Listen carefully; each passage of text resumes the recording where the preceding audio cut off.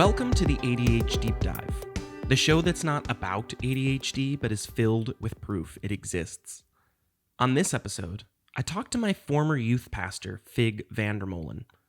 We talk about how we met at our local church almost 20 years ago, my own personal separation from the church years later, our disagreements about the Christian faith, and how we best move forward as friends despite our differences. So thank you for joining this episode of the A.D.H.Deep-Dive. Let's dive in, shall we?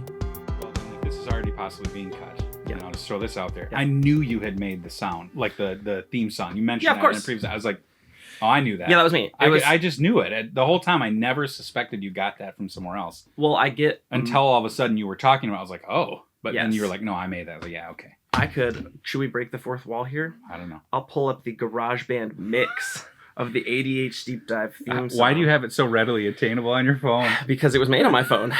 That's crazy. You made that on a phone? I make everything on my phone. That's nuts. Let's see. What did I call it? I think it was just called... let's see, now I'm not going to be able to find it. You mentioned it in the episode. Of course, now I can't remember Yeah. what you said it was called. But Oh, Crash the Band, you hoot. Right? maybe you didn't mention that.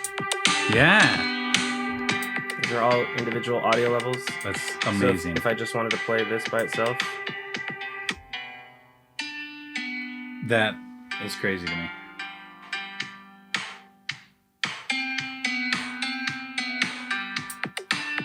Yeah, that's way more involved than... Wow. That's How the many- A.D.H.Deep-Dive! How many hours... First, how many hours do you spend listening to little components and saying, I think a little bit of that would be good in my stuff? Well, Do you have to find all those things and then piece them together? I bet that song started with boom, psh, boom, psh. Sure. And then it's just like, I don't know, what can I add? Because usually the way that I write songs, I think about how can I turn this into, like, how can this song be guitar? So that, like, Sure. song or sound you hear would probably be da-na-na-na-na. So I try to, like, layer everything how I would imagine it being a real legitimate live stage on performance, but it's all digital. Yeah, no, I get that. And I use that as a frame reference. That's fascinating to me. But have you ever engaged in making music? Not really. Really? Like no instruments or anything? I mean, I can play the trombone. You can. Barely. Did you play in school? That's the only place I really played. Okay, so why? Why did you play in school? Just because it was like a thing? Yeah, I think in grade 5 we had to take music. Like you had to try out. You didn't try out, but like they gave you some suggestions of instruments that your teeth could handle, or I don't know what they were making the call on. And then you like buzz a bunch of different instruments? You were sort of supposed to just try it for a while. And like if it wasn't your thing, that was fine. No harm, no foul. But we're trying to expose you to things, and that was fine. And I liked it. Our band teacher played the trombone. Okay. And so you had like a one-on-one connection with him? A little bit his instrument? on accident. But yeah, like he had good tips, which I learned from. And that made it more fun too. That's exactly how it was when I went to school. And I'm sure because you listened to this, that you are a little more familiar with it. But yeah, in 5th grade, they would sit us all down. Like you'd buzz a trumpet mouthpiece, you'd buzz a wind mouthpiece, or you'd like tap things on, and then you come in after. Oh, I think we probably did the tap things on. I forgot all about that. See if you My can keep them rhythm's beat. just bad. So if you had your choice, like it doesn't have to be like an orchestral instrument, but like is there like an instrument that you've always wanted to know how to play, like piano, guitar, any of those? I mean, I took piano lessons as a younger than grade 5. I don't even remember when I started grade 2 or 3. Did you piano lessons? Yeah, oh yeah. Not in school then. Not These in were school. private lessons. Yeah. Okay. Yeah, just from a woman at our church, or I guess she was probably just out of high school. I mean, she was young. Her parents were... Her mom was a teacher at the school I was at, I think, or I don't know, something like that. And so there was a connection there. And so I remember riding my bicycle to her place and playing the piano. Was it just because like it was convenient and somebody you knew played, or did the family have like is your family full of musicians? My dad can play the piano, or had. He doesn't play for church, or he doesn't stay active in that, but he used to play a lot more. His aunt... So growing up, he lived next door. His parents lived next door to their sister. Okay. So like he lived right next door to his aunt.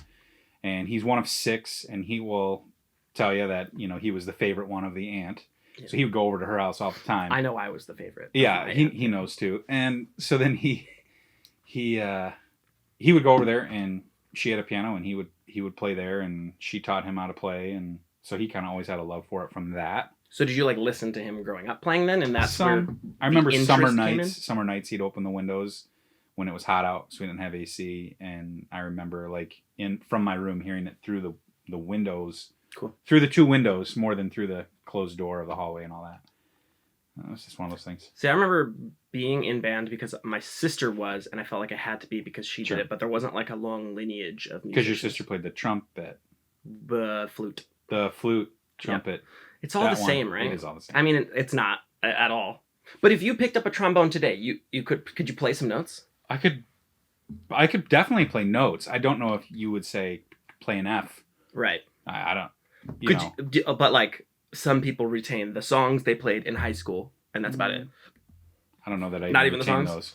I could probably, if you gave me a month, figure it out. There's a stretch where I was trying to convince some people it was not a real.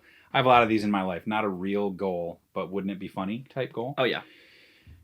So the high school where a lot of my youth group kids go, man, I just all of a sudden hope nobody watches this part.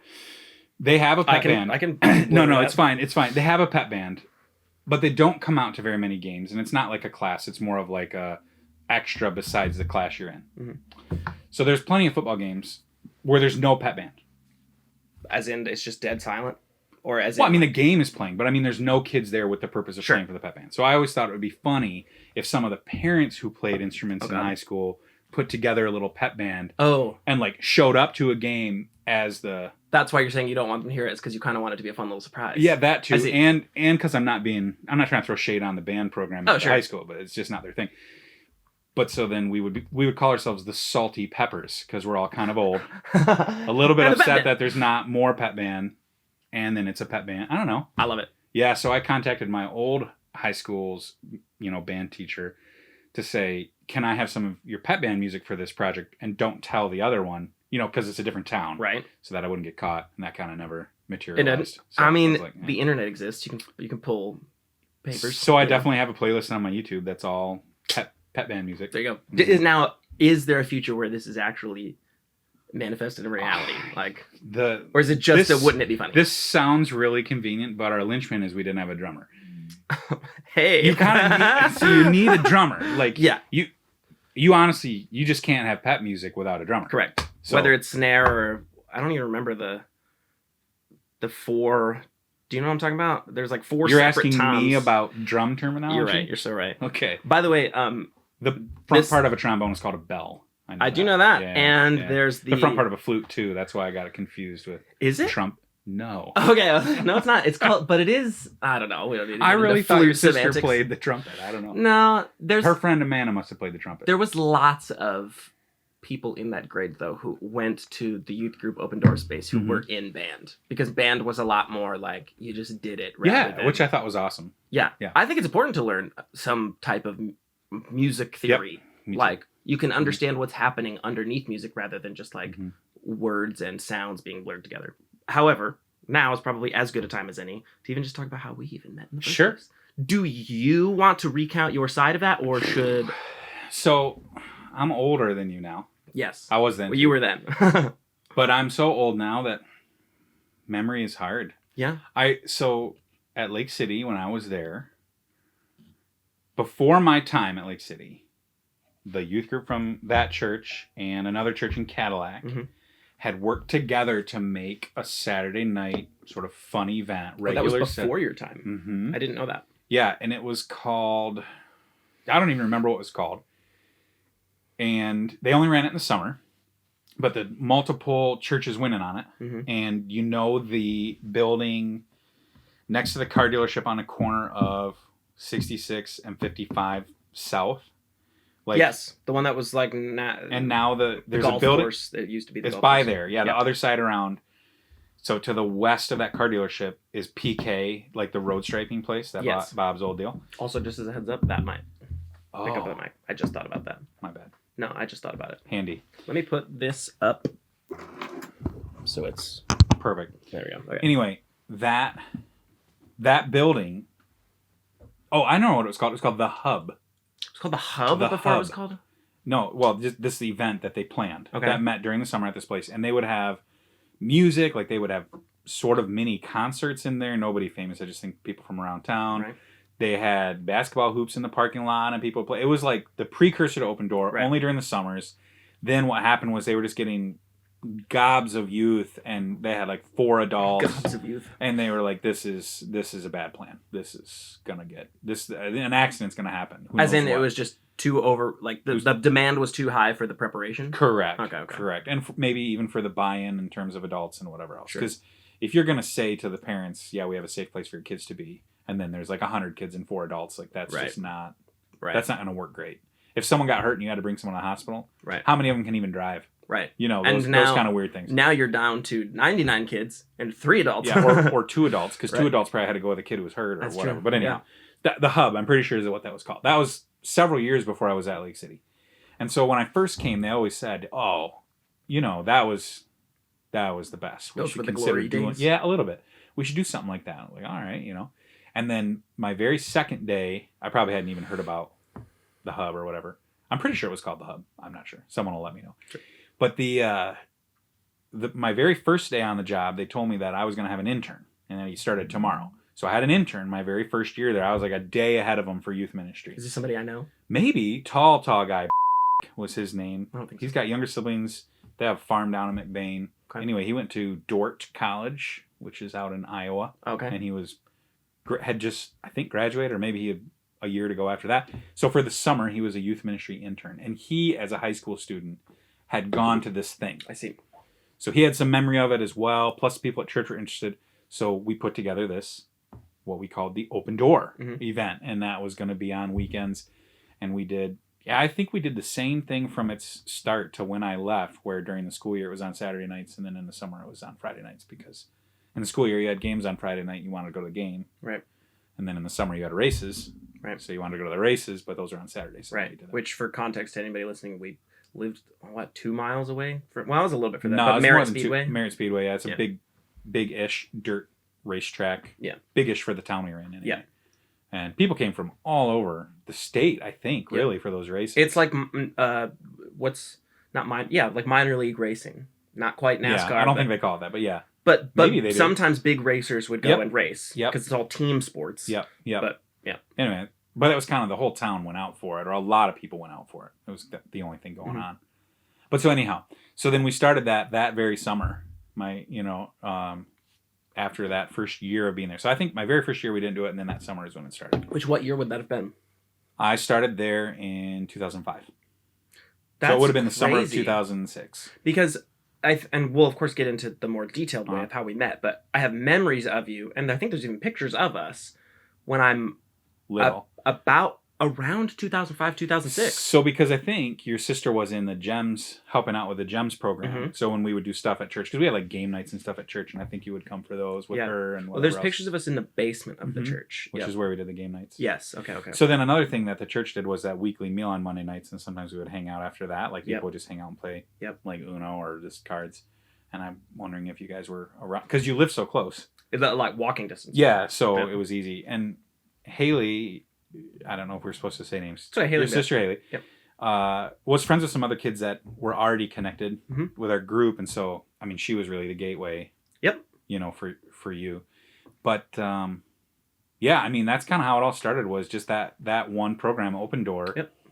And it was I still love it. It's a great place for kids to hang out in a town where there was a lot of opportunity to get, I don't know, really just in trouble or in with a bad crowd. And, we had definitely had kids who would come and say, hey, I came to your thing last weekend and we had a good time, and thank you, because my other buddies who didn't come, they all got caught with weed and got MIPs or whatever else, and they're in big hot water at school. And one of the things, of course, it's important to know that, yes, it was held at the church, but it was in optics, it was a secular event, or rather it sure. was... I mean, we didn't all right, everyone, it's 8:35. Right. Drop what you're doing, hold hands, we're going to pray. Right. It wasn't that. There was, of course, an avenue to learn about Christian teachings while you were there. Sure. But it was a place for people to go. And really how you would learn is simply if that was something you were interested in, you asked a question of an adult.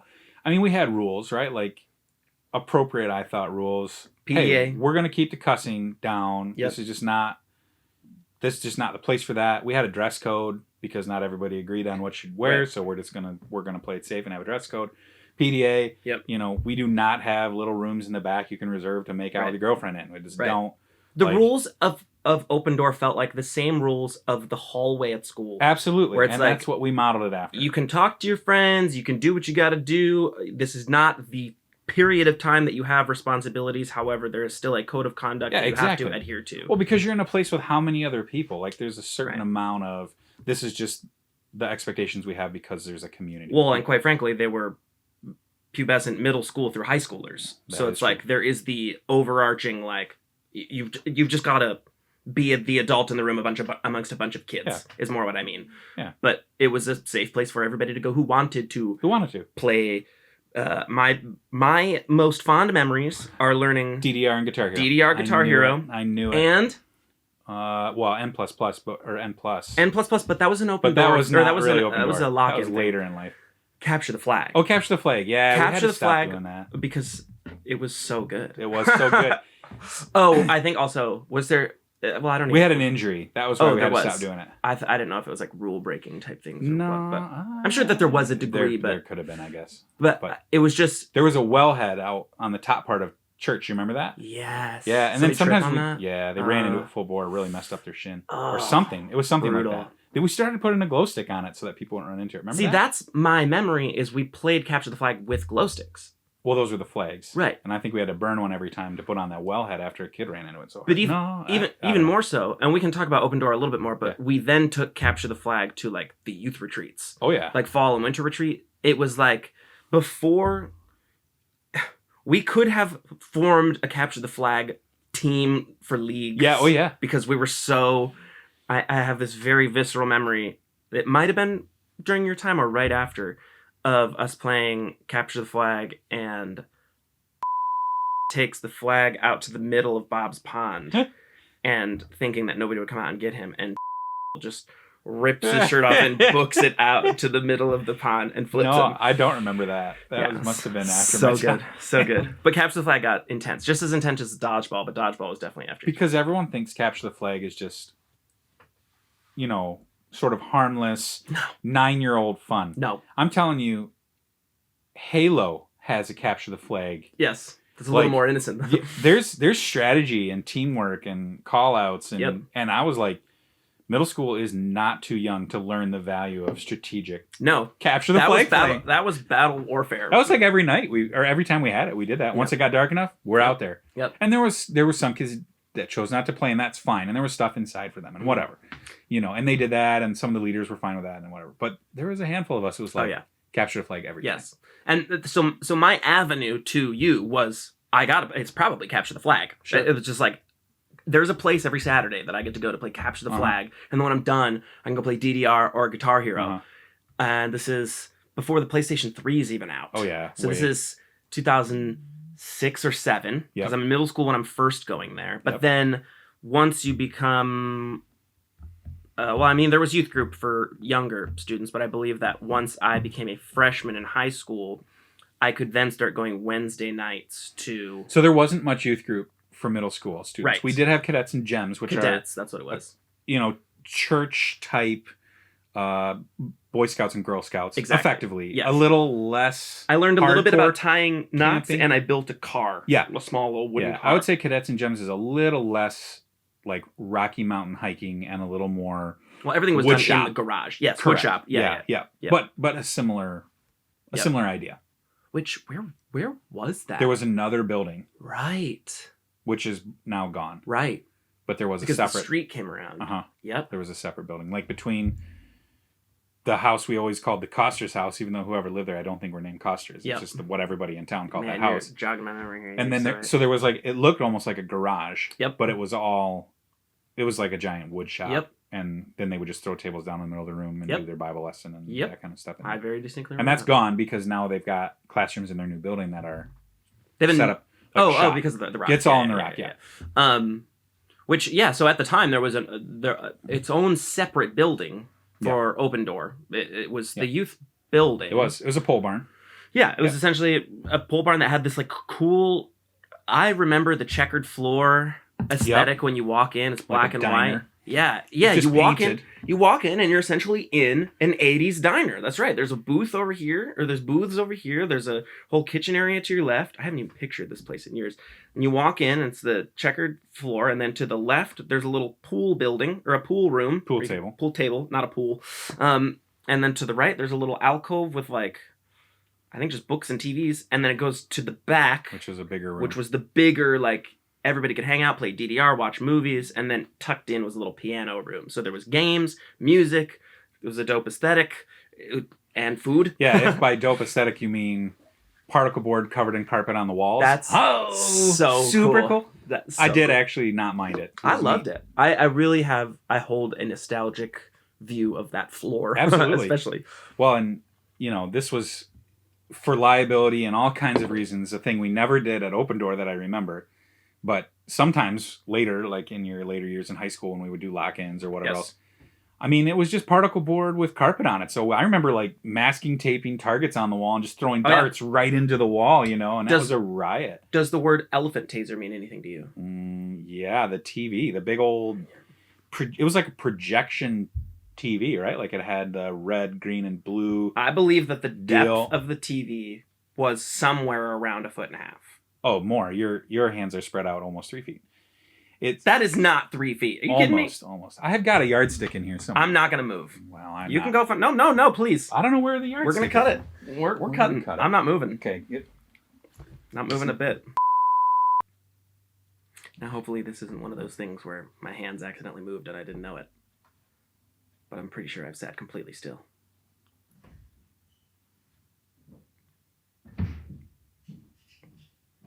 Oh, I hear clicking. Is that a tape measure? Oh, I have the tape measure. I've done my best. I've even talked to the people to ensure that I did not move. They're so much closer now. I promise they're not. When I left the room. Promise they're not. All right. I thought about going downstairs and just coming back with my trombone instead.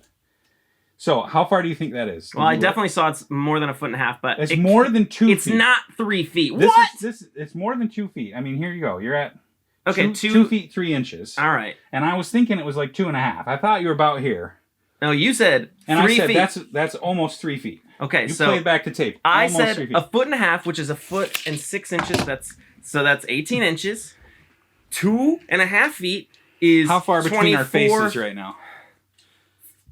Oh, this tape measure smells a little funny. 3 feet 9 inches. No, it's 3 feet 2 inches. Okay. All right. Well, I've been duped. What were we talking about? I don't know. Particle board, darts, the elephant taser. The elephant taser. Yes, there was big old TV. Yes, during these lock-ins that or took whatever. 4 people to move. It was an old. Yes.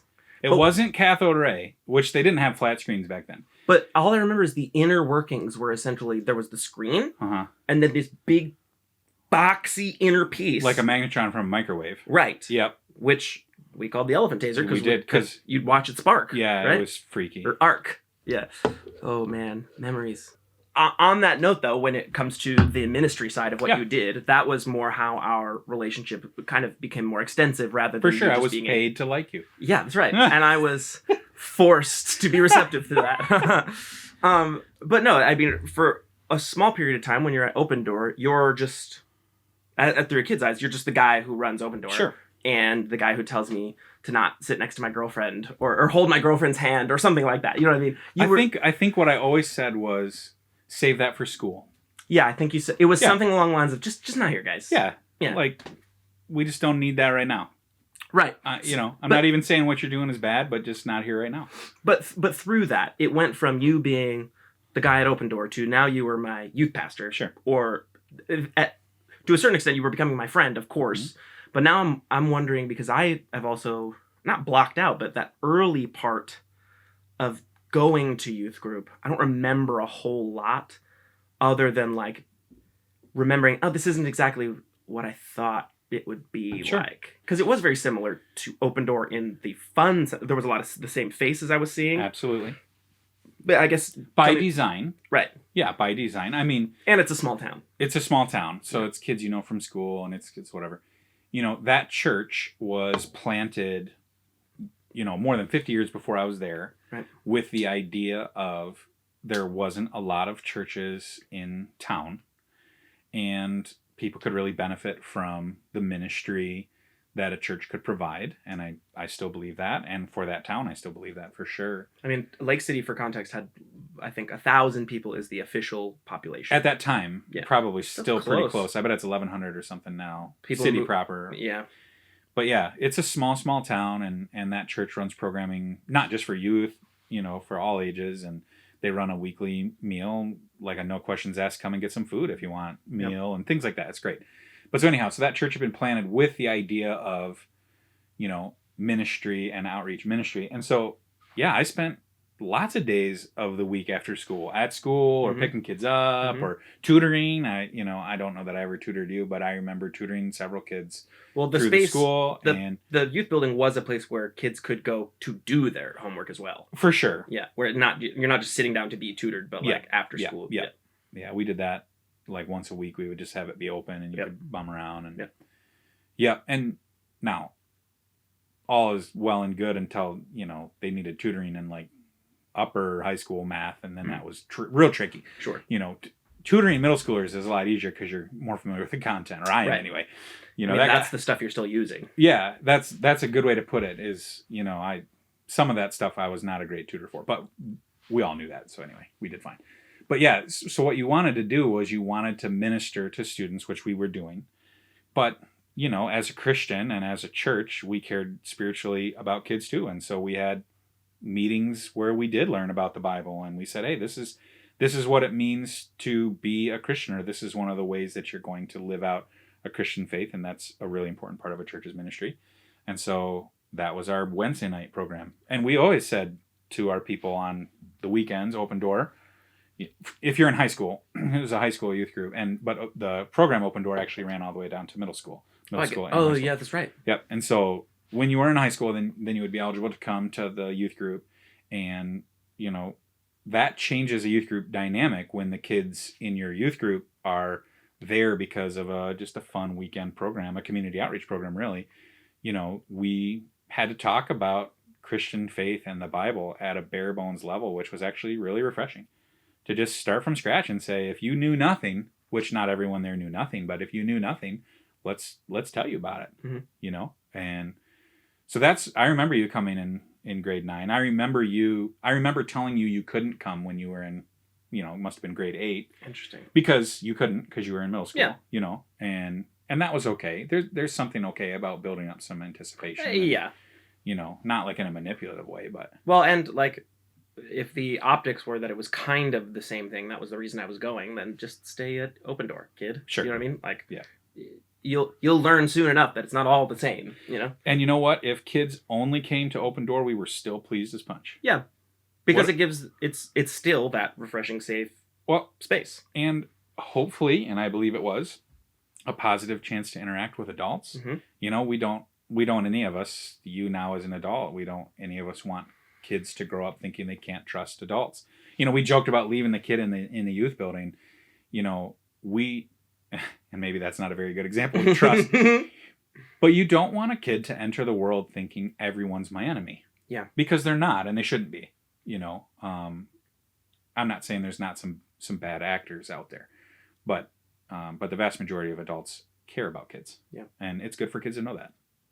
I think that was, I guess, now upon reflecting, that was a bigger deal than I realized, because there were also a lot of adult figures there that I would not have otherwise, that I hold very near and dear to my heart. Absolutely. Like, I think of these characters in my life as very wise individuals that I wouldn't have met otherwise through the church, even though, which again, this podcast will kind of lend itself as a space to get into that, which I'm sure you have. I know when we talked about doing this podcast, you said that there were some things that you wanted to ask me and things that you wanted to talk about when... Oh, man. This was a long time ago. I'm not saying that you necessarily remember those things. But my life has kind of gone a different direction. Sure. In a way. And I want to be careful in the way that I talk about this. And I guess, let me just be as blanket transparent as I can be. I've been really intimidated about doing this. I was This? Not just necessarily this, but... even like reconnecting as friends, because there's a weird side when you separate from either identifying as a religious person or when you separate from religion entirely, where you're like, I am no longer seen as a safe person to be around anymore. And By whom? It's all up here. Oh. It's all up here. I'm not really, I know I'm not a dangerous person to be around, but there is optics when you, I don't know, I guess to maybe back it up a little bit to those, or for those who haven't heard any of my, what did I even call it? I called it Losing Faith in Faith episode, where like I've gone through many stages of spirituality or religion where it ended up being either I was a militant atheist or I was just extraordinarily anti-Christian or religion or organized religion in general, to now there's just an openness to be okay with the inevitability that like, or not the inevitability, but just the idea that I'm comfortable not knowing. And that is a safe, I don't know, this is why I'm intimidated. Here's, okay. You're doing great. Here's. I'm not entirely sure what you're saying, but you're right. You're crushing it. Way to go. It went not just talking to Fig, to talking to anybody who is sure about their faith and about their religion. It's really hard for me to broach that subject because I am so comfortable being unsure. Where it's like, there are so many things about about the words you live by that I'm willing to accept might be true, but am not comfortable enough living my life by those principles anymore. That like I'm stuck in this weird limbo of like, I'm a safe guy to be around. I can talk about spirituality and religion, and I can talk about the inner workings of life and stress and death, but there's no God to lead me through a lot of that. And I just wonder how that makes, I don't know if this is a selfish question, but I just wonder how that makes you feel as a person who introduced me to God in general. Sure. Yeah, I mean, you're saying, Fig, do you feel bad it didn't work? You know what? I mean, that's sure. I mean, you're in my house right now. Right. So plenty of my work worked. Yeah. Because care is a part of my work. Sure. You know, Christ calls me to that. Yes. Also, that's who I've become and grown into. And I've learned that from many people who have cared about me through my life too. Like, care is an important piece in any human relationship, though it sadly is missing from a lot of human relationships now. Yeah.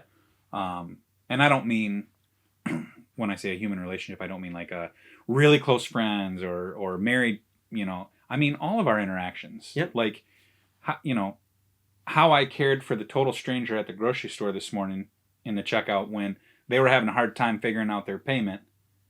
And they felt bad that it was making me late or whatever, which it wasn't. And I was like, hey, it's no big deal. Right. That's care in a relationship. Right. You know, like that element of care has also been going away in our country. And so, for example, that has worked fine. Yes. But to be fair, on the other side of that, there was some intimidation. Well, you didn't word it as intimidation, but hesitation to get in touch with me. Sure. So because of care, and because of the way our culture works, and some of the things that I knew you were going through just from, I mean, I still talk to people you talk to. Yeah. You know, there has been, and I've learned this not just with you, but other students too, that are your age. You know, that sounded really like I'm super old. I'm not that much older than you. No, well, I have realized now that I am older now than when you were when you met You're me. older now than I was when I met you. Yeah, for sure. It's crazy. But so there has been people from the Christian camp, call it what you want to call it, who have thought the best thing to do is that person's drifting away. I'm going to reach out over and over and over again. And I have learned, and many people have shared, that made it worse. Yeah. And I didn't want that. It would have. Yeah, and I agree. Yeah. So you're right. Not intimidation, but, you know, I play a lot of chess. Sure. Not that our relationship's a game. That's not what I meant. No, but, you know, like, I understand that things that I can do can have adverse effects, and I don't want that either. So sometimes patience is okay. I think I have maybe an issue. And look, here you are. I am here. And that, for what it's worth, before we get off of that matters a lot to me. Okay. That there is a layer of, you know, even though maybe my expectation was, you know what? I don't even want to put that onto you. I did not expect that you would ever any point be like, no, you can't come over here, because we loved Good. each other. Right. You were a very deep friend of mine, a dear friend of mine, and there was no period of animosity. I just The guest dog did bark a lot when he came over. That is true. Where is that? I don't dog, know, by the way? Ruby. She's probably sleeping somewhere. I don't know if we already talked about this on tape, but we're house sitting this dog that you really took to. You're right. I take to any dogs. This is a cute dog. I love dogs. I love little dogs. The tiniest dog. We tried to get a good picture of it next to my shoe. I have large feet. It's about 3 feet. Well, here. I bet it's 13 and a half inches long. You know, I'm actually wearing size 13. I'm wearing size 15. I think size 13 should be 13 inches, but it doesn't work that way. No. Yours do. Yours are exactly 13 inches. Hey, there you go. Well, I thought that just broke. No. No, it's not broken. It smells like the garage, but it's not broken. I feel like I have very vivid flashback memories of hurting myself with these things. ADHD podcast. Get back. He listens. Get back. A.D.H. Deep-Dive. Okay. What are we talking about? Yeah. So, okay. When it comes to terms, when it comes to Christianity, I feel like I've lost sight of... So, pardon me if I'm using some of these incorrectly. Okay. Does the word evangelical... Do you feel like you identify with that?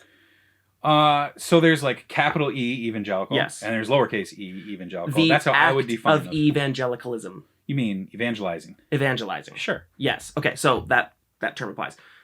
Yeah, I would love for you to be a Christian. Is that what you're saying? Right. I would. Right. So there is a I did throw some notes on my phone, but who needs that? Screw it. Who needs notes? I would love heaven to be packed. Right. Okay. And I think that there's some mindset in American culture that people who are Christian, faith-based, or they know they're going there or whatever, are kind of happy how it is in hopes weirdos don't come. And that's just not true. Interesting. That's just not true. We would love for heaven to be packed. There's a place for you there. I know that not everyone will go. And right. Whether or not you're going, A, isn't up to me. And B, doesn't change how much I like you. If what you believe to be true is true, I am not. Well, if we die on the way out of the house today. Well, right. You got some time. Long game, remember? Of course. Well, and that's a part of this. And that, like, we're talking about care in relationships, mm-hmm. right? Of course, if I still believed that if you do not accept Jesus into your heart, that you will burn for an eternity, mm-hmm. I would do everything in my power to get my loved ones to follow me. But I could not handle the guilt of not being able to. If it sure. felt like if it is my calling, if God has called me to bring others to or closer to him, and I can't do that, what is that weight like? Sure. So you said that you would want them to follow you. A little bit about that. Sure, false gods. To follow Christ. I mean, right. I want people to follow Christ. Right. And to join me. Yeah, okay. Yeah. But yes, I do believe salvation is a one and done. Like, you can have a moment where you accept Christ and you're saved. I also recognize that's not always the first time I talk to someone for whom that happens. So, like, I've got plenty of time with you, or I've got the time God gives me. Right. With you or with anyone, we're talking a lot about me and you, but yeah. You're not the only student I've ever had. Sure. You're also not the only student I've ever had that's in a pretty similar boat. Yeah. To you, not identical, but not that dissimilar. Yeah. And on the converse, I've had plenty of students who have found love for Christ. The long game worked. Yeah, I mean, I hate saying that. This makes it sound really like strategic, or like I don't actually care about you if I don't win, or like it's none of that. But care doesn't end after a 4-year window. Youth ministry sort of gets a bad rap for that, of like, oh, it's only 4 years or 7 years if you have middle school too, and then who cares? Right. It's never been like that for me. Now that also means that I'm still interacting with students who are long out of high school. Right. But the churches that I've worked, the churches that I've worked at, I've been understanding and cool of that too. Like, they get it, like ministry is lifelong. It's not just grades 9 to 12 and then hope you got it figured out. But has there ever felt like a pressure, and I'm not necessarily saying from an individual or the church, the Big C church. Sure. I don't want to get into the tricky conversation of predestination and free will, because of course we could go in circles for a while, but I just mean in podcast form. Is there ever a pressure to be like, here's the notches on my belt? Well, it's in God's hands now. You know what I mean? Sure. Like to give up on a student or a person, on an individual. Yeah, I mean, it's in God's hands now. Excuse me. It's in God's hands now, I believe, is an always attitude. Right. Not but that's why I meant with the predestination thing, where it's like you are, of course, doing everything that you could do to bring the student closer to God. But ultimately, it's not up to me. Right. The Bible says that, and I believe that. And, I'm doing a good job, I believe, being faithful to what Christ is calling me to do. I am trusting him to take care of the rest. I don't know what that's going to look like, whether that's me or someone else having a conversation with. I mean, our church, for example, has a little a fishbowl, and we throw names in there of people that we're praying for who don't know Christ. Okay, and we have a little thing. You don't even have to put in their real name. You put Tom in there all the time. God knows every time you're writing Tom who you're really thinking about. Okay, and then there's a group of us that get together and we'll just grab up a handful of those names and pray for them. We don't know who they are, we understand that our part with that Tom, or whoever that is, might be that prayer. We also understand that our part might be an interaction we have with that person. They might be one of our coworkers, or they might be one of our neighbors. We also understand that the person that I'm interacting with now, whether it's you or someone else that I've been working with, they might have been in someone else's prayer list a decade ago or more. Like, somebody's coming about to faith usually is not a one-to-one scenario. Somebody plows the field, somebody lays the seed, somebody fertilizes it. It takes a lot of different people to grow a Christmas tree or to grow an ear of corn. I love how you use Christmas tree as the example. I did that for you. Because we're Northern Michigan Dutch boys. Yeah, that's right. Even though I'm not very Dutch. I don't think I'm any Dutch, but... And I don't live in Northern Michigan, but I get you. I'm step Dutch. Here's the thought I had. Hit me. I've loved your car vlogs. I don't mind that. Okay. But I was like, you know what? I'm Dutch. We could do a bike one. We could ride bicycles. Ooh, I'm all about that. It'd be a little maybe windy, but if we get lav mics clipped to us, then we could just have GoPros pointed at us from separate bikes. It'd have to be shorter time period, because probably after like 15 minutes, I'd be huffing, and that would Nah. Okay, that would get picked up in the microphone. Here's what we do: we set the GoPros pointed at either of our faces, riding the bikes. We agree to meet for lunch at we'll have like a picnic type thing. We continue the podcast over lunch. There you go. While we eat. Well, we catch our breath. Exactly. I'm not the most Welcome fit. to the A.D.H. Deep-Dive. Proof that heart attacks exist. Yes. So we talked about heart attacks, and I had a good old transition. Sorry. No, that's good. That's good. A.D.H. Deep-Dive, right? Yeah, that's the thing. So it's not up to only me. Yes. Oh, okay. Also, here's a legitimate question of mine that I think it might be more important, because I feel like I know your heart. Sure. But there are some, of course, who are listening who just... David has a Christian on his podcast today, and he's talking about Christ and God. Mm-hmm. Christianity and Christ. But trying to act as an arbiter for outside questions. Fine. When it comes to... I think this is maybe less questions to Fig, but more as a... would you consider yourself a representative of the church? Is that what... I'll do my best. But that's not like... When I said follow me, that's not like... Yeah. What is... this might be a broad question, but what is the power of prayer? Like, when there is an intent... What good does it do, is what you're asking. Not even what good does it do. And I also want to be careful about the language that I use, that because I know, again, that you know my heart as well, but like, I want to make sure that I'm using words intentionally, not just slipping them out there when I use the word belief, because I know that there's a faith behind it. Yeah. But when you, let's say when you say that you have faith that your prayers are being heard, are your prayers, do you also therefore believe that your prayers are doing something tangible? Great question. Several things I would say to that. First of all, don't want to ignore that I feel that God made humans in such a way, people in such a way, that they can pray. Okay. And he also wants that It's something he talks about regularly in the Bible. He wants us to pray to him. And so it's by design. Okay? So there's an intentionality there. There's other rhythms, other things within Christian faith that are by design. But when you're saying this particular example of prayer, this is conversation with God. Absolutely. Not necessarily a prayer request. Right. Sure. Yes. Even the prayer requests also. Okay. That's throughout Scripture too. Ask God, is a command. And that's okay. Okay. Now, things that prayer does. First of all, prayer helps me to identify my relationship with God. Okay. I'm asking him for things I can't do on my own. Right? If I can do them on my own, who's asking? Dear God, can I go get the mail? Right. I don't ask that. I just walk out and get the mail. Right. God has given me the ability to do that, and that's not something I pray about. When I'm praying, it reminds me I'm not God, and I need God. It's you talk about centering yourself. You use some of that language before when you're talking about like your yoga and your breathing. Prayer for me is not necessarily centering, but it's a reminder of my place. Okay.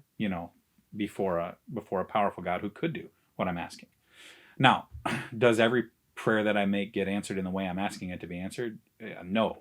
I want to immediately pick up on that. Yeah. One of, I think, the more frustrating, hypocritical examples that prayer can be used for is like, please God, let the Packers win this week. Yeah, sure.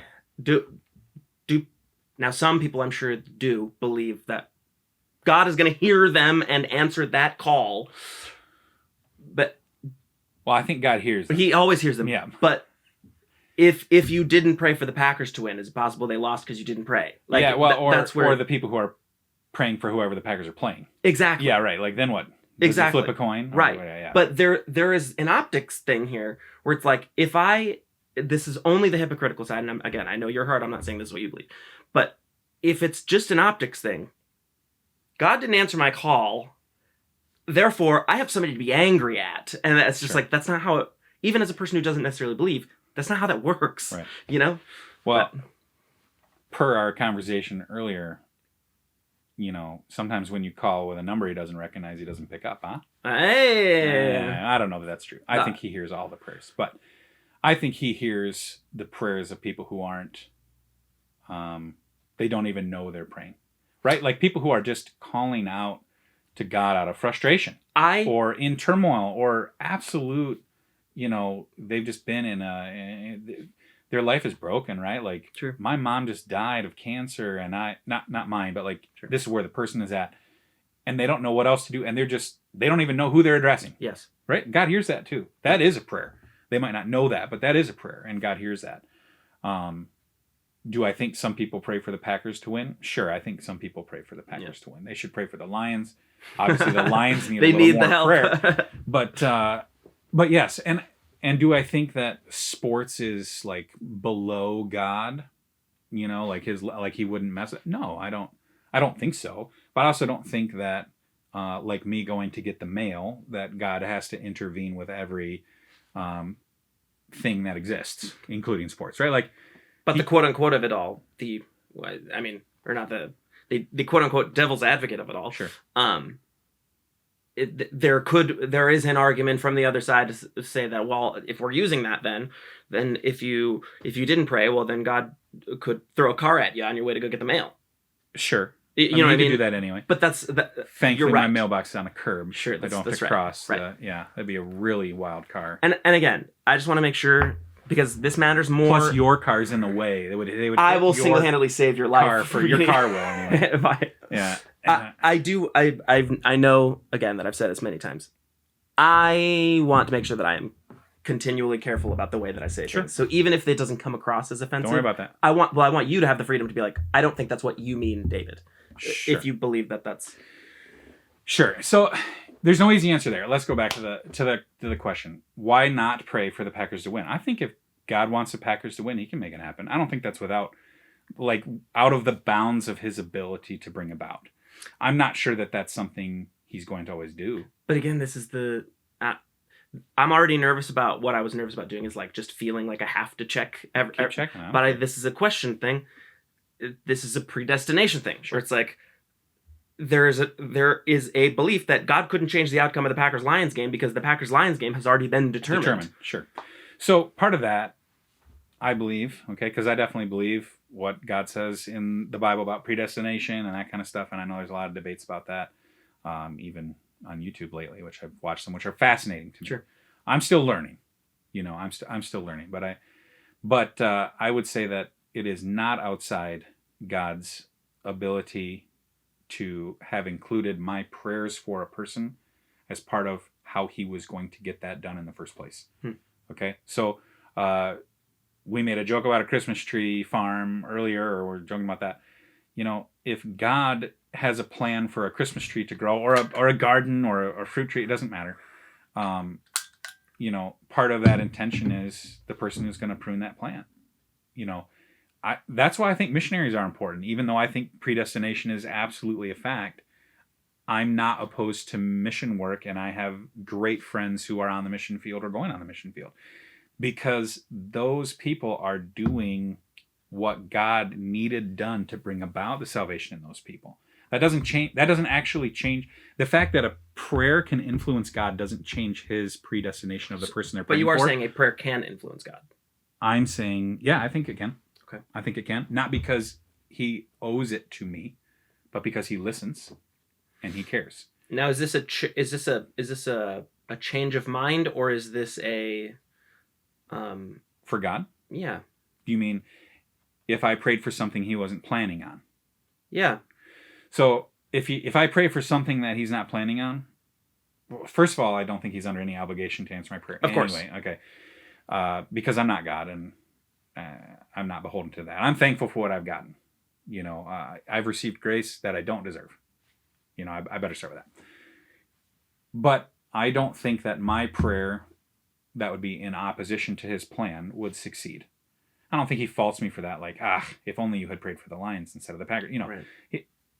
I'm still learning God's will too.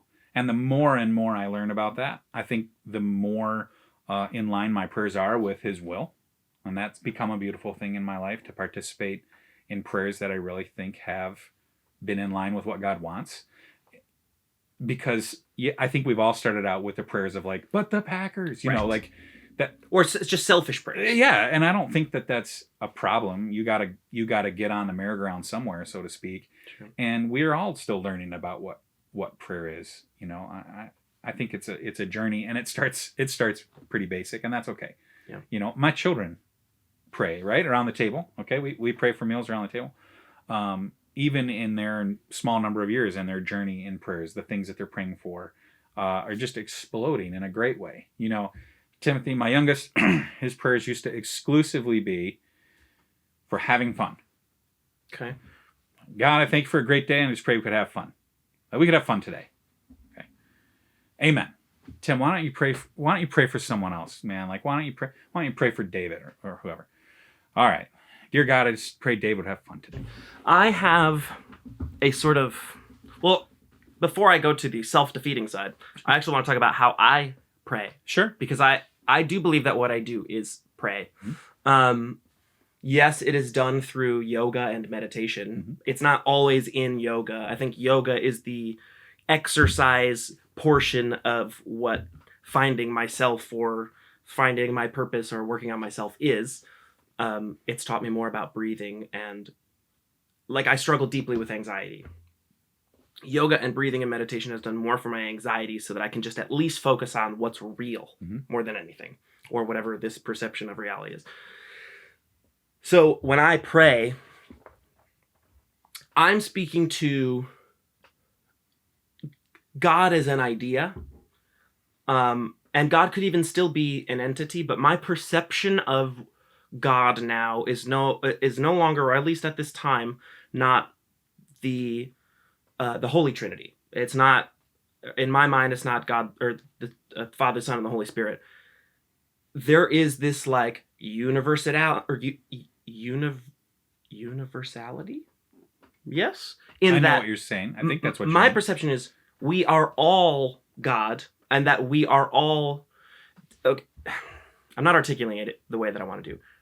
I set it up by saying self-defeatist. I have a really big issue with thinking that I'm not good enough, or beating myself down, or believing that I'm not capable of things that I am capable of, or just selling myself short, or the expectations of me.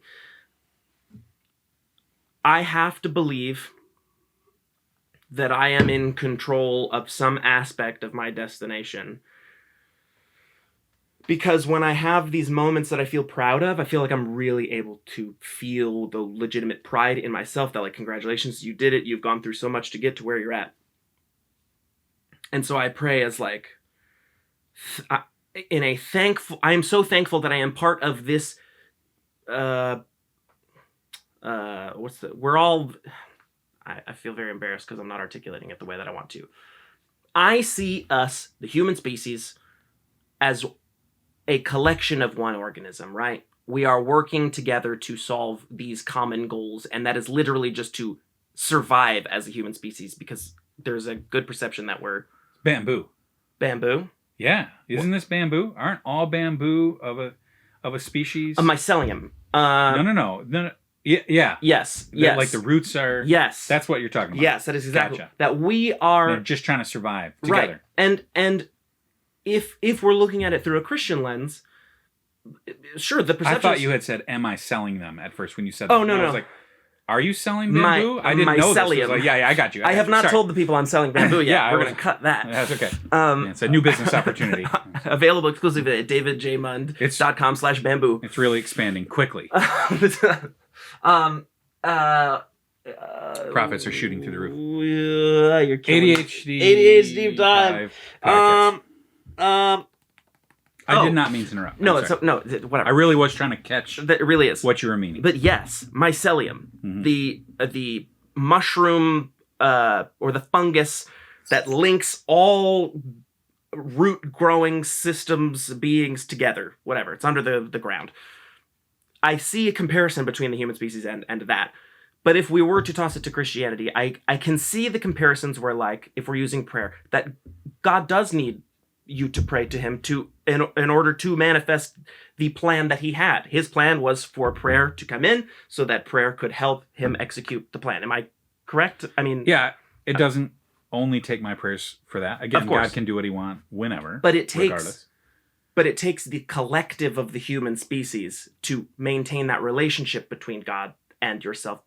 Because in my mind, if God's not just talking to you, he's talking to everyone. I agree. Which means, therefore, there is some link between all of us and God. For sure there's a link between all of us and God. God made us. Well, sure. My view is just... And my view is so malleable. My view right now could be different in 3 weeks, because I feel like that's how... I don't know. Again, malleable my brain is right now. Anything I say right now is just what I feel right now. I'm not dying on any hills. Are you a millennial or? I know. I probably shouldn't have said it. But there's truth to it. A little bit. There is so much information. But some of that is also growing up and maturing. Yes. And like, I wouldn't say that I'm ultra malleable, but I'm also growing in my willingness to be wrong. And I don't... To a degree, though, correct? To a degree. Like, I don't... Well, there's things I don't think I'm wrong about, but that doesn't mean I'm not willing to be wrong. You know?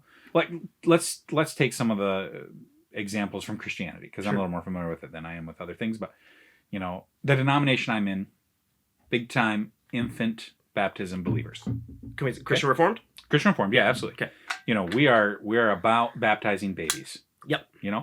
Now, someone joins the church, they're not a baby, we'll still baptize adults. We're not anti-adult baptism. I chose to get baptized at 17 years old as a Christian Reformed. That's right. Which we'll get into, actually. We're about that. You know, that's not a problem. If I find out when I get to heaven, yeah, you really didn't need to be baptizing babies, you know, and because the opposite argument in baptism is only, you know, someone should only become baptized if they're making that decision on their own, as opposed to an infant baptism, which has to do with they're a part of the family of believers, or like the parents are choosing this for their child and they want them to be raised in this community and they're making that commitment. If I get to heaven and I find out shouldn't have been baptizing babies, you kind of had that one wrong, I'd be like, well, all right, I'll take that. But that's not... I'm growing in my humility of saying I do believe things, and I did have all my children baptized, but I might find out later that I was wrong about that, and I'm willing to be wrong.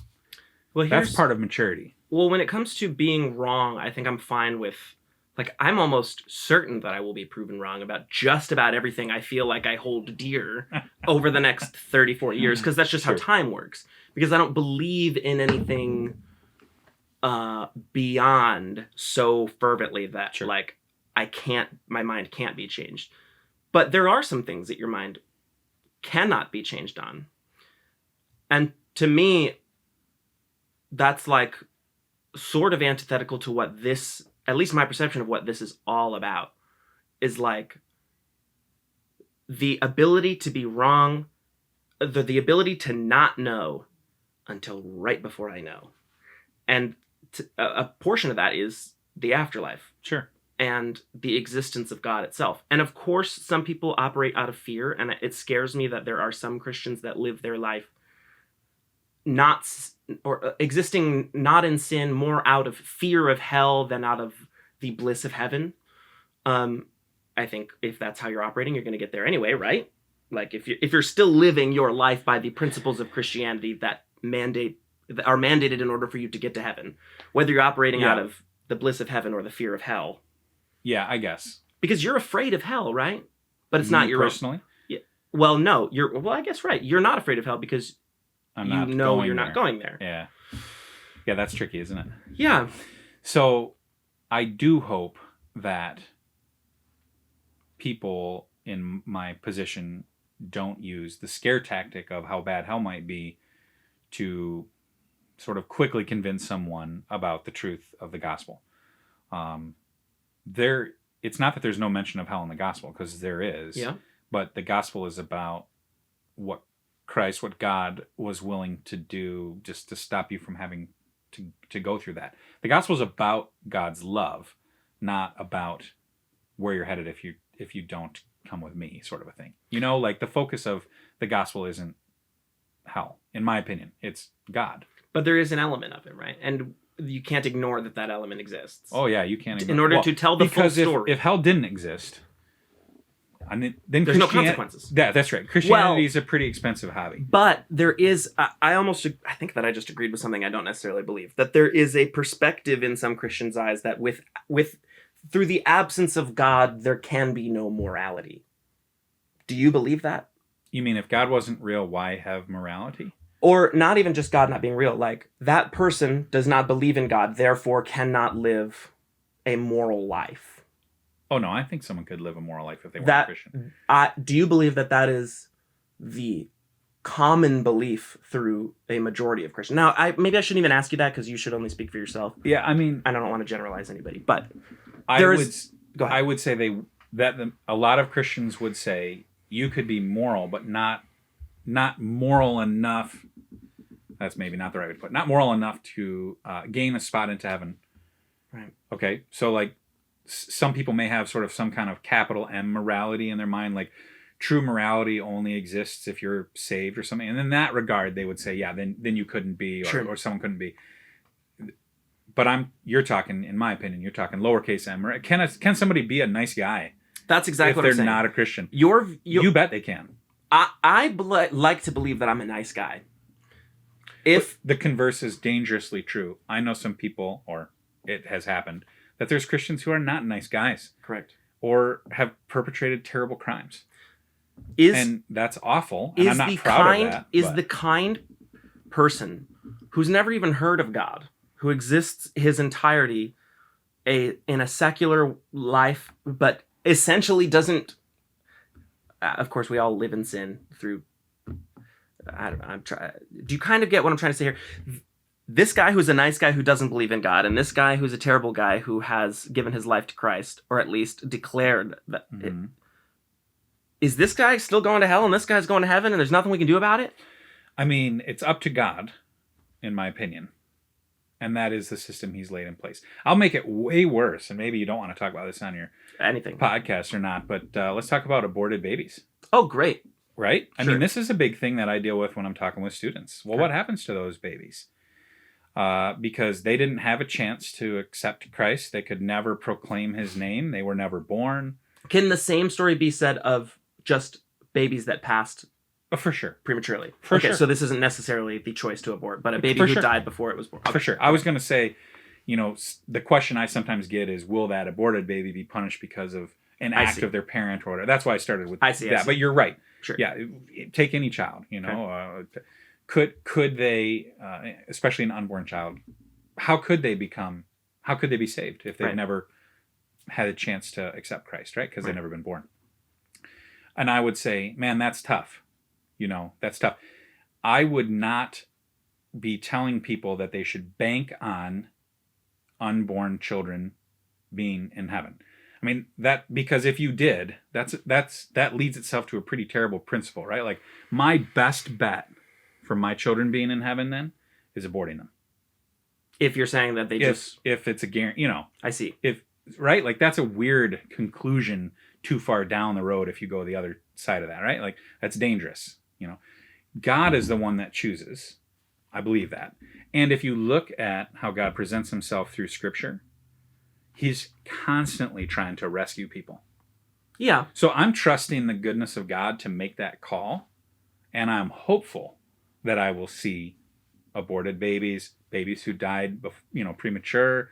I am hoping to see those children, those creations of God in heaven, though I can't answer that question. So that's what I was going to ask. This is a difference between faith and hope, though, that you have. So there are things that you have faith of, but there are also things that you can only hope for.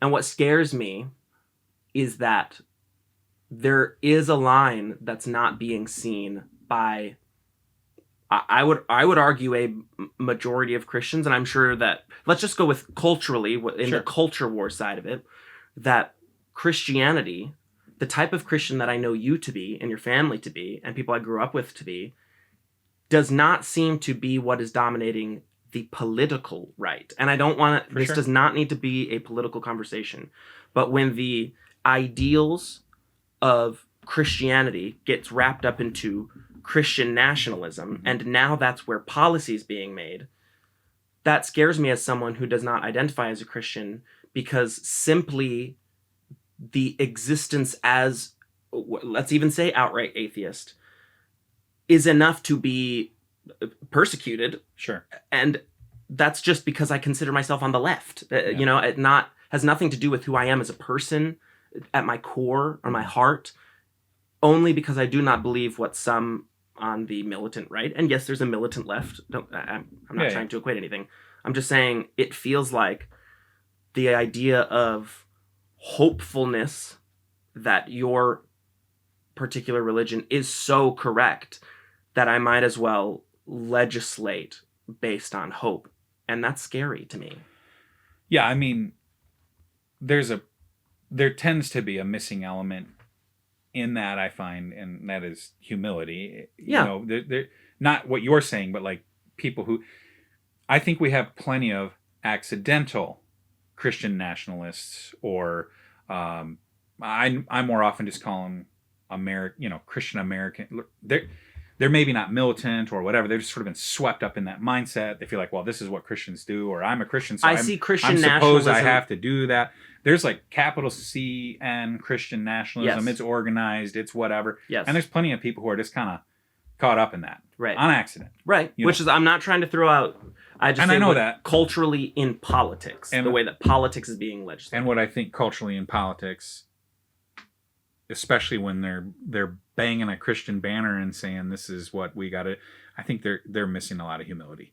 Yeah. And that I hope anyway, that I can be humble and not say, I can say I'm willing to be wrong without saying I think I might be wrong. I don't think I might be wrong. I'm saying I'm humble enough to recognize that I don't know everything, and I'm still learning. Can I ask then, maybe this is just the most personal question I could ask? Sure. You are at least as close to certain in most aspects of your faith as you can be. Sure. But what are some of the elements that you're still struggling to understand or deal with, at least right now in your life? Yeah, that's a great question. I mean, not totally unrelated to what we were talking about unborn children and whatever. I think that in the American society in which we live, which I recognize is a small sliver of the amount of time that I believe that God has been working for his people and so on, right? Sure. Like, America is a blip Not really, but it's young. And especially even the last 50 to 100 years, the rise of independence and individualism and all this kind of stuff is relatively small, globally and throughout history. I think there's a special relationship that God has with people, or like generations and families that is valuable to God. And I know that from reading the Bible, and it's very clear. What I struggle with, or one thing I'm trying to figure out, is I've also been hanging my hat on each individual person needs to make a commitment to Christ to be saved. I think the Bible says that too. Individuals are important, but I think too often we've made that kind of the only thing. If you don't individually make, a commitment to Christ, then forget about you or whatever. But there's also something about a Christian community and the value of what that can do and how God works and does work through families. There are theological documents that say things like, if your child is the child of believers, you shouldn't have to worry about their future, because you can be secure because you're believers. And I've kind of always balked at that and said, well, wait a second, that child needs to make that decision for their own. Even though I'm a firm believer in infant baptism, and I do feel that brings my children, I believe it brings them into the larger Christian community. They receive blessings from God because of their participation in our community, our church, etc. But I also recognize that they're going to need to make that their own. Yeah. And I never tell them otherwise. I always tell them that they need to make that decision for themselves. And I pray that God works in their heart to make that possible. And I've seen that in some of my kids. Some of my kids are old enough to have said that publicly in front of church. I believe that Christ is my own Savior. They don't say this, not because of my dad, but kind of. Well, there's an argument to be made that is a good portion of it, whether you believe that it's part of God's plan or not, that if your children were born to other parents in Africa, they might not be Christians. Mm-hmm. That's just a particular example. But I think... So that's one thing I'm struggling with, mm-hmm. is there's got to be something more. It's not just... It's weirdly not just me only, even though that's kind of what I've been saying. And I believe. And I don't think that's totally wrong either. Somehow there's both. There's a significance to the family of faith. And the family of faith isn't genetics. I'm not talking about... Well, that's why I want to ask. Strictly my 4 children. I'm talking about my several hundred children. Yes. Now, as one of your several hundred... Kids. I don't have several hundred. Yes. But as one of your proverbial hundreds of children, I want to know to what degree that would extend to me following this logic. I want to know that too. I would love to know what's special about our relationship. And I know that my faith can't save you. And I'm not asking God for that to be the case. But aren't you saying that you're... There's something special about the relationship of the Christian family. This is one thing that I'm still struggling to learn about. I know there's something special out there. I want it to maybe be one thing. I want it to be, I've loved you and I love God. Can't that count? Right. How many times have I prayed that? Sure. For any number of my youth group kids. Now, did that answer the question? It actually does, because I think it makes me more... I think I started to bring up some half analogy a while ago that I deal with self-sabotaging issues or self-acceptance issues, in that I don't give myself enough credit for whatever. And I think there is this... Which you should give yourself more credit, by the way. Well, I appreciate that. Yeah. I do. But there is an instinct in my brain when I think about thanking God for something I know I worked so hard to achieve, that it almost feels like, when we say that you couldn't have done it without God, or I couldn't have done it without God. You're kind of but maybe... Well, it's not even that.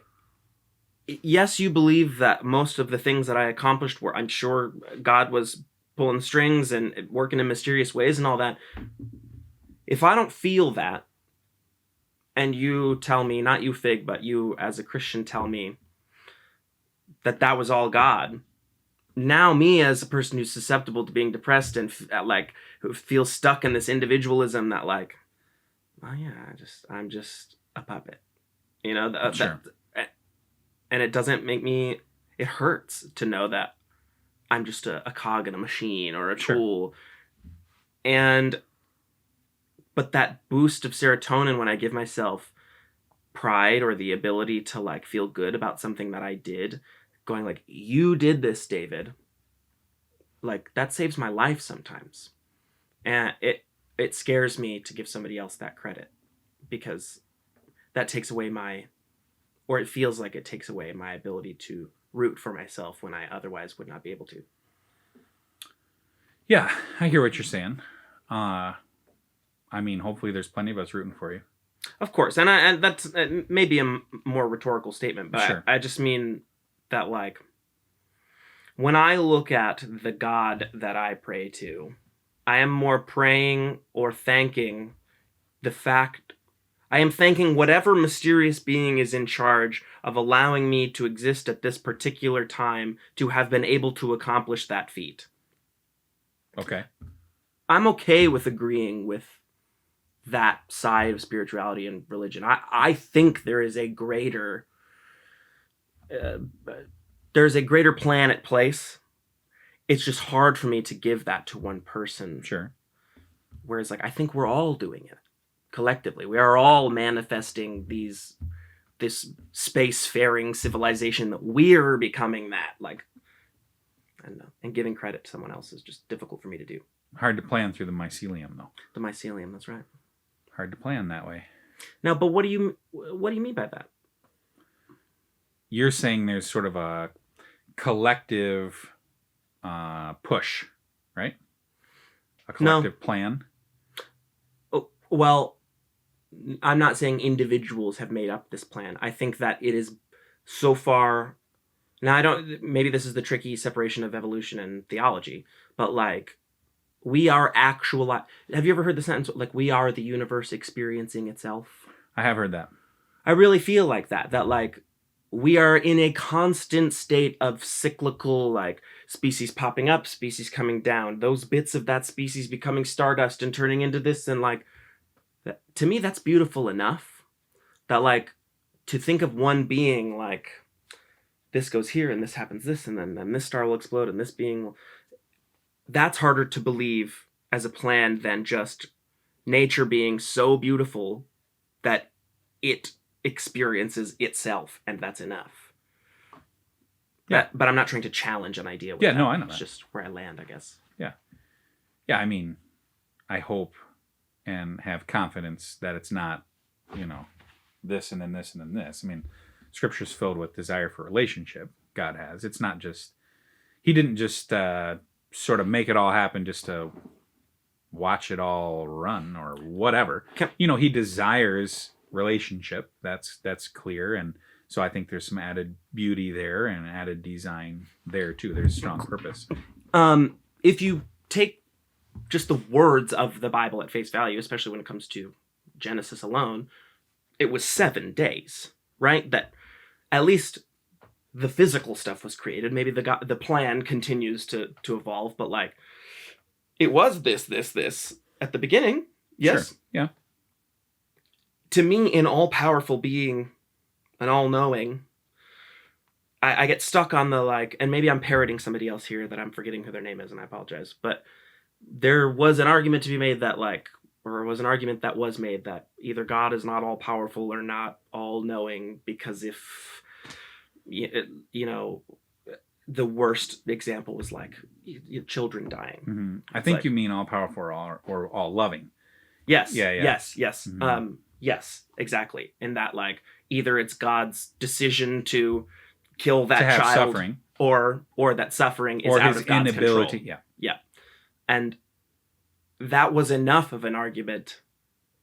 And there wasn't a moment for me to just change my mind, but that is enough of an argument for me to be on the fence about that. And I just wonder where you land with that. Like, where do you deal with... I don't know, I asked you, like, what are some things that you're still, like, working on in your Christianity? And you have an openness to believe more about the faith that you currently pursue, but where, if any, are some of those challenges about God that you're still struggling to understand the why? And those could not exist. You could have moved past those. Sure. No, I hear what you're saying. maybe not that I've moved past those as much as I've also had to just like take a chill pill and understand that I don't have to know it all on some sense there. Do I believe that God is love? I do. Do I believe that he is all-knowing and all-powerful? I do believe that. You're right. There are some people who have had really hard lives. And it kind of makes no sense to me or to many people. Boy, God, this just can't be what you had in mind. Is sort of the question that's easy to ask, you know. And I think I've had to kind of give up having to be right about that. You know, like I've had to give up telling God what I thought was up. Because maybe it is better the way, and I believe that he does have a plan, and I do believe that he's got the power to change things. And if you don't believe in miracles, this is maybe a weird thing to say publicly. My opinion is if you don't believe in miracles, you also can't be a Christian. Not just if you don't believe in Christ. Oh, yeah. Okay. Because I think the belief in miracles... The belief in Christ has to be predicated on believing in miracles. Yes. In my opinion. Yes. Because Christ says, and the Bible says, you know, he was raised from the dead. Yeah. Like that's kind of that's a deal breaker. Yeah. You know, and so you talk about the world being made in 7 days. Okay. That's a miracle. You know, I firmly believe that. I believe that God's intervention in how things run is a miracle. There are whole schools of Christianity that probably don't have names, or maybe they do. A new thing is to look at God working through evolution, right? Like this would be called Old Earth. Okay, Old Earth. That God brought about the evolution of our world. Yes. Okay, because he's a smart guy and he can make that work to bring that about. Kind of like what you were talking about earlier, this, that, and whatever. Sure, I think God has the power to do that, you know. But if he has the power to do that, I also believe he has the power to say, yeah, or we'll just do it in 7 days instead, and because that's what I said, and it's done. I believe he has that power. I think that not every act of every person is a miracle. Mm-hmm. I think some of us are following the way it works. Every step I take is response to how God made me and the world that I'm living on. It's gravity. Okay, I'm not denying that gravity exists. Okay, I'm not denying that science exists, but I recognize that God can do things that aren't bound by science. He can do a miracle. But if he wants. So it sounds like you're saying that, at least in the church, I don't know if Fig's life, in the church, there is for lack of a better phrase, an evolution when it comes to the understanding of evolution and how that might work in God's plan. For some. How is this, this is where terms are, is a living document something that can be changed? Or something that cannot be changed? You're talking about like a constitution or something? Well, the Constitution is a living document, right? Because we can continue to amend it, right? Sure. But the Bible is not a living document, right? It is... Correct. If that is the case, mm-hmm. and that Christianity or Christians or the church is leaning into a way to possibly wrap up evolution in the Bible, it just... I think my issue is the convenience of it all, where it's like, we didn't know this until we knew this, and that's because God... Sure. To me, the gap, I love the gap of, we don't know. Sure. I love that. It's so interesting as a human being to solve these mysteries mm-hmm. that helps elevate or push forward the collective human being. Discovery is beautiful to me. Sure. That there are a lot of Christians. I'm sorry, I keep doing that. I'm really trying not to generalize. There is an aspect of Christianity where I guess the absence of understanding therefore must be God. That it's just, I don't know, and so it's God. But then every 100 years or so, we replace that with, sure, you know, a molecule or something. Yeah. So, well, to answer your question, maybe, or at least to preface it, so I'm still on a 7-day series. Like that's, I'm in that. What do you mean? Like, God made the world in 7 days. Sure. Yeah. Okay.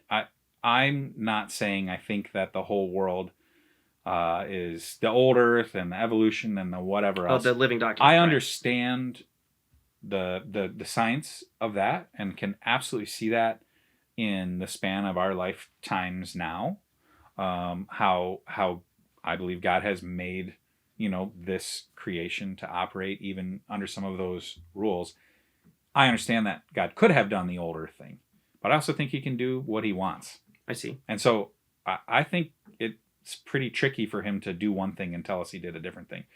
So, I don't have a hard time believing when it says in the Bible, I'll try and make it even simpler. If I believe the Bible says, you know what, I know he was dead, but surprise, he's not. If I believe that, yeah, I can believe that God made the world in 7 days, even if science says that's no go. Well, yeah, I already know that God can bust the rules of science. So that doesn't keep me up at night. Does that make sense?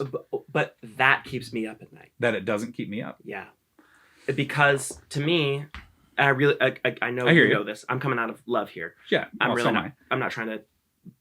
Well, maybe I am trying to challenge your ideas or just gain a clearer understanding.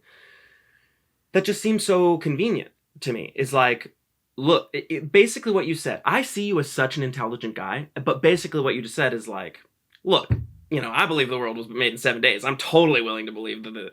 Like, it seems like you set yourself up to be like, listen, I'm susceptible enough to believe this thing. Of course I'm going to be willing to believe this.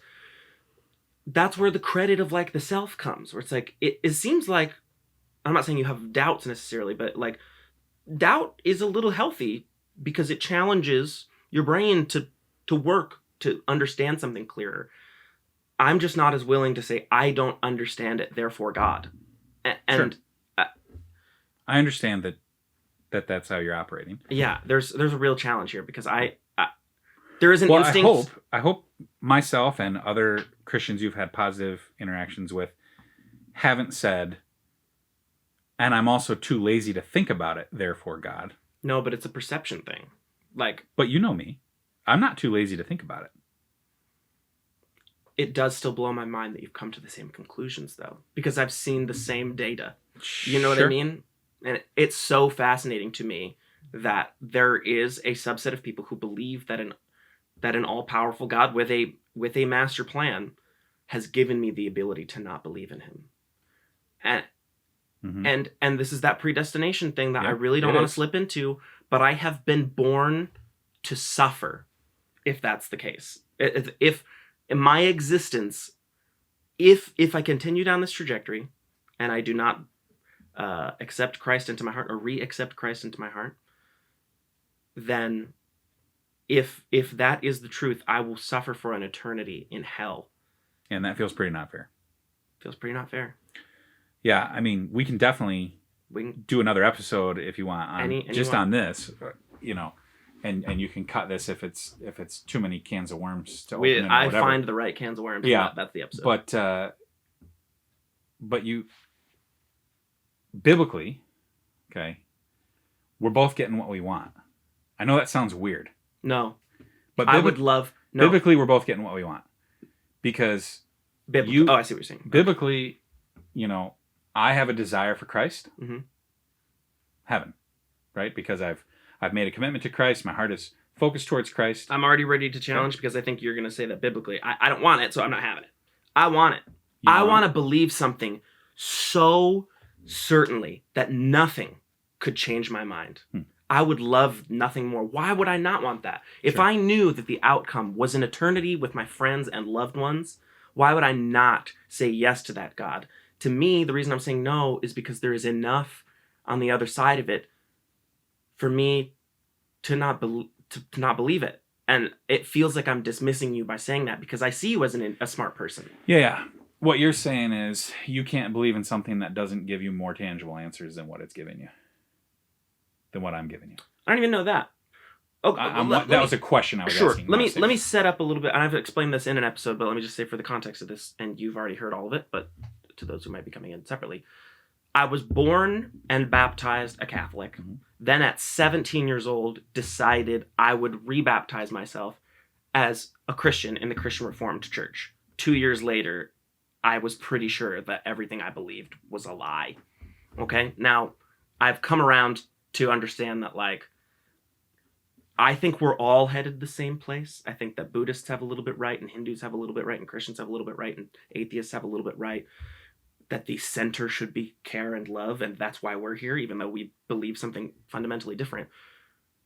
I think that's good enough. Is that we're all figuring it out together. All these different religions are, but because I don't believe in what you believe. It seems to me that there are some other religions, but Christianity is one of the louder voices of, if you don't believe what we believe, you're screwed. For an eternity. Yeah, I should be clear and say, yes, I think that is what the Bible says, and I believe that. Yeah. It's an inconvenient truth. I have such issues being comfortable with a God that allows that. Mm-hmm. Many people do. Do you ever get angry at God? I mean, I'm not prone to anger much anyway. Same. Well, these days, yeah. I'm not trying to snap to anger, but like... So no. Okay. You're right, it doesn't always make sense. And you're right, it feels like a cop-out sometimes to just say, well, but God, Yeah. I get that. I hear what you're saying. That just doesn't keep me up at night. That's why I think that you were wrong about, like, biblically, you're getting what you want. Because there's still some fear. There's a 1% of fear, whatever degree it is, that, like, there's that fear tactic worked a little bit. I know that you're saying that that's not the way that you lead, and that's not the way that you led with ministry. Not at all. But I think as a non-believer, I think that's why it exists, is to keep us in line rather than give us our individual freedoms. And again, I'm not dying on any hill here.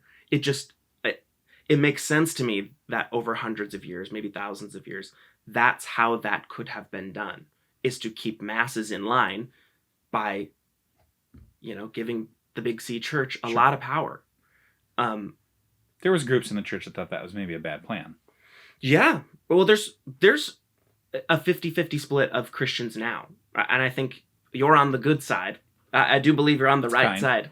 But I just mean, there are some who believe the same things as you, who believe that it is their mission to go out and take to the streets to stand out in front of Planned Parenthoods to protest abortion, or,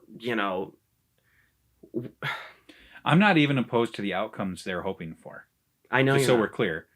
I just think that I have a better strategy than they do. But that sounds really mean towards those people, and it's not. That is a really scary philosophy when I look at... What is? That you don't have to agree with their strategy, but they're getting done. We're going to take it political again. There's a big argument to be made that that's why Donald Trump was elected in the first place, is people looked at the options, and as people on the right, they said, I really don't like his tweets. I don't like his behavior, but he's going to get these Supreme Court justices in. He's going to get, all these other federal judges in. So I guess we'll do it. Yeah. So, you got to be careful not to slip to, America isn't the representation of the church. You're blending things. You're talking about accidental American nationalism, but I'm an American Christian national. No, I know you are. Yeah, I know you are. And it's like I see I don't see America tainting Christianity. To me, I see Christianity tainting America. Sure. And that makes me see, whether I want to or not, the totality of Christians. Just like some Christians see Trump as this bad guy, but he's an arbiter or he's the middleman for these judges that I want to get in, these policies. A means to an end. It means to an end. And to me, that sounds like what you're saying. You're like, I don't agree. I think that I have a different tactic than these people who are going to the Planned Parenthood, but we're kind of after the same mission. In the sense that, man, I would love to defend those. You want to talk about pro-choice? What about the choice of that baby? Sure. I mean, I get that. When people are at an abortion clinic saying this isn't right, like, I understand what they're trying to achieve, but I think that our American culture is at a place where that method is not going to be effective. Certainly, it's not going to be effective ideologically. Now, it may be effective in the sense that we'll rile up enough people to get the right person on the Supreme Court to make the right like what you're talking about. Okay, that's a short haul thing. We're not actually changing a lot of people's... I fear we're not actually changing a lot of people's mindset there. I would say it's the opposite. Okay, I agree. Yeah. It's the same reason, not that it's all about me and you, but it's the same reason that I knew it wasn't smart to reach out to you too much. Sure. Because you couldn't change my mind. For sure not then. Yeah. And I didn't want to ruin... I'm not saying our relationship is my goal, but sure, it's a huge part of my goal. Right. Not just ours. I mean, any number of people who I've encountered that are your age and in your stage of life, that's the same for them too. Yeah. There's plenty of those people that I'm not like trying to annoy into hating me forever. Right? Like that's not a great plan. But don't you also believe that, so what? Like if ultimately the strategy is evangelism, what were we saying? Mm-hmm. Not that we used another word. But yeah, if ultimately the strategy is I've already lost the word. That's okay. Evangelism. If ultimately that's the strategy, then like... So because now I can say, David, when you have a conversation with someone who's considering getting an abortion, think about what you could do to help provide that infant, that unborn child, with the ability to make a choice of their own someday. My influence on you for this issue now, I think, is a more healthy interaction than me driving down to Fulton Street with a sign. I see. You're saying you agree that your strategy for preventing abortion is through conversation, not through going down and protesting with a sign. Yeah, sure. I mean, preventing abortion isn't my number one goal. Well, no, I guess. So I want to say the reason. I would love to have it be a needless. I would love for there just not to have to be so many abortions. There's so many number of ways that we could help that be the case. Support pregnant women who don't know what to do. Thank you for saying that. Don't have great, in their minds, don't have great options. I don't want to make it sound like they don't have great options. I think there's a lot of great options out there. I think that whether they haven't been communicated... I gotta just say something. Sure. There's a lot of options out there. Okay. I don't see... If there is ever a circumstance where a mother is pregnant with a child she does not want, there are no great options. Because forever, that child will either not have a mother or not be born. Then I should say there's a lot of great options for the child. I still disagree, though.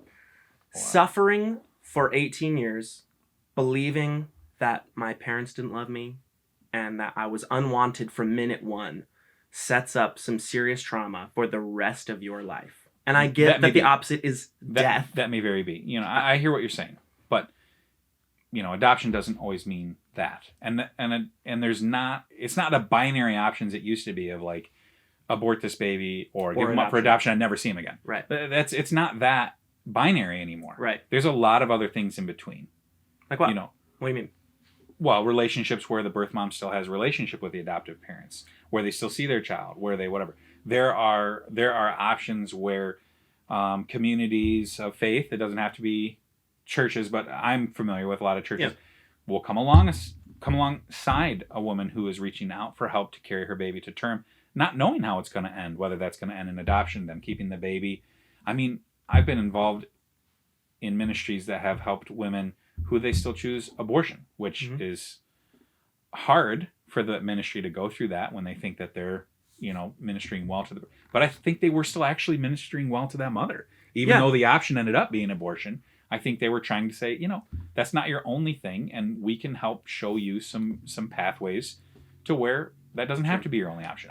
There's resources available. There's people out there who are willing, and part of the things that you're talking about with like the signs and the protests and the whatever are setting up fences for that dialogue. Yeah. Sadly. Well, because I think there's just a lot of, they just don't know. Yeah. I'm also talking from a side of ignorance too, in that I've never had to deal with this as a potential issue. Sure. The only hill that I am actually legitimately willing to die on, and this isn't necessarily landing on a pro, I really don't think anybody is pro-abortion. Right. People who identify as pro-life there are some people who identify as pro-life who see pro-choice people as pro-abortion. I think that is a terms issue. I see myself as a pro-choice person, and this is not going to be all about abortion, but the hill that I will die on is that it is not my decision. and I could even say that even if it was my child, of course I don't know that unless it was the case, but my understanding now is that even if this was my child, the idea of mandating via legislation that someone must carry a child to term is just something that I don't feel comfortable with. We don't have to continue going. I know this was a slippery slope from the second we got into it, but I just mean, where do we go from abortion? Now I really wonder. It does. Well, I'm not uncomfortable talking about it. No, go ahead. It's too. I didn't mean that you were uncomfortable talking about it. It's too bad that some people think the only way to eliminate abortion would be legislatively. Eliminate abortion? Yeah. No. Like you said. I don't know. No. I believe there should be resources for mothers to be... Right. What I'm saying is if the church and other organizations... It's fascinating, actually, the more you look into it. Christians are not the only people who are pro-life. Oh, no. Yeah. And so, it's not distinctly a Christian thing, although it is in line with a lot of Christian values. So you see a higher percentage of... But whatever. If there was more opportunities and help and support and all that available, the need for abortion would go down. Sure. And I agree with you 100%. Like, it doesn't have to be legislated top down. So we can can't agree. Do that, it doesn't have to be this way. Mm-hmm. But we do understand that the ifs that we want. Something in there is broken. Yes. Y'all. Yes. It's messed up. That's where we can come together as opposite sides. Is that and I agree. Doesn't have to be this way. And this is the nobody's pro-abortion thing. It's we don't want this. In my opinion, the gateway to all those future possible good outcomes, right now, that's a really hard thing for one side to see when the other side is carrying signs all the time. Sadly. I've carried signs. There are times and places for that. Yes. I'm not opposed to that fundamentally. I get why there are people who believe, at the core of it, you believe that there is a child whose life is being taken from them. Mm-hmm. I think the biggest disagreement is literally, when does life begin? Sure. And that could be a philosophical conversation that could go forever and ever and ever. But the understanding that we both have is that in order to even get close to ending abortion, there has to be more things in place to allow for women to either give their child up for adoption to a home that will actually take them or give them a better life, because some kids are just never adopted and they're tossed around through the system forever. Mm-hmm. Or B, allow them... it's expensive to be a mother. It is. Resources and support, even through pregnancy. Yeah. I mean, let's be real. It's not like everyone who goes to the abortion clinic... So our church goes down to there's a ministry located next door to the abortion clinic in Grand Rapids. I don't know if you knew that or not. I did not know that. Yeah, and so our church goes down there and prays once a month, and we're involved. So I've been down to the clinic plenty of times. And, I think that maybe this is a bad generalization. Plenty of Christians are assuming or afraid or whatever. I think they have it in their minds anyway, that every woman that goes into the abortion clinic is like, yeah, I just can't wait to kill my baby or something like that. It's totally not the case. And some people aren't even going in for abortions. Yeah, I agree. But the thing is I think some people just need the support. They don't know where else to go or what else to do, and they feel like it's their only option. It's not even the option they want. It's just they think they don't have other options. And that's just not the case. But it's really hard to get that message out. That I can understand. That I get. You would, of course, want abortion to be the last possible option. And I can agree with that. Mm-hmm. Where I land is that, you, of course, know where I land. I'm just saying, where I land is that you just can't take that away from somebody. I get that not everybody agrees with me on that. I don't know why I like this kind of stuff. I also like it. I get so... It feels like talking about this, I meant. Yes, and I also feel the exact same way. I just get nervous when I speak for people, when I represent, and that's I'm doing that's my your best. whole life. Well, right? I'm trying. We'll see. You speak for an ideology about a worldview. Okay. Now we have to say the Blink-182 thing again in case you cut out all that other stuff. Let's talk about Blink-182. I miss you. What an original bit. I think what this podcast proved is one thing that I would like to just talk about regardless, and that is that you can believe different things and still be friends. Sure. And how cool it is that or how annoying it is that I didn't know that until later in my 20s. But like, has that ever been hard for you socializing with someone whose instinct is to just challenge you? I mean, I work with teenagers. Sure. So, no. But I would say it's not been hard for me. There's certainly been times it's been heartbreaking. yeah. That's kind of what I meant. Like, Yeah. like, all they want to, like we were talking about with cats. Like, if all they realize is, all I want to do is love you, man. I just want to give you love and show you how cool the world could be, but you just want to fight me. You know, like, Yeah, that's why I don't have any cats. yeah. I get it That's all. why I don't have any kids. I get it all out at work, so I don't have any love left Sure. to give to cats at home. Sure. Give all the love at work. Yeah. No, I don't know. No, I guess I don't think about that. You know, I don't think that kids aren't worth investing in, even if... Listen, my goal isn't to make more of me. Kind of, right? I guess kind of. I have children for that. Right. Oh, yeah. But my goal is to share Christ and to love people and care. You know, so I can do that whether they agree with me or not. Yep. In my opinion, you know. So no, I don't get tired of that. Any more tired than I think I would get at any job. Sure.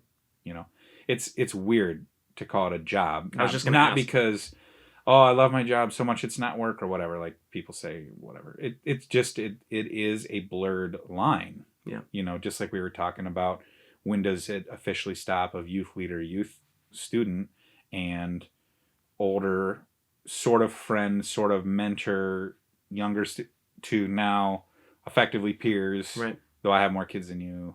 Yeah. You always will. But peers. Yeah. Yeah. The lines aren't always so clear. So the work lines aren't always so clear too. It is a joy to work. I don't begrudge working at a church at all. I hope I've been faithful to Christ, not only in this podcast, but also in my work. But it's not work. Like, it's not always work. Some of it's just part of who I have become, and I love it. It's for completely different reasons, but I sort of feel the same way just about telling stories, about like art, and that like, yes, sometimes it is literally excruciating, and like I have to make myself do it despite how difficult it is. But sometimes I'm just doing it, and it's like, oh yeah, this is why I do it as a job, is because it's who I am at my core.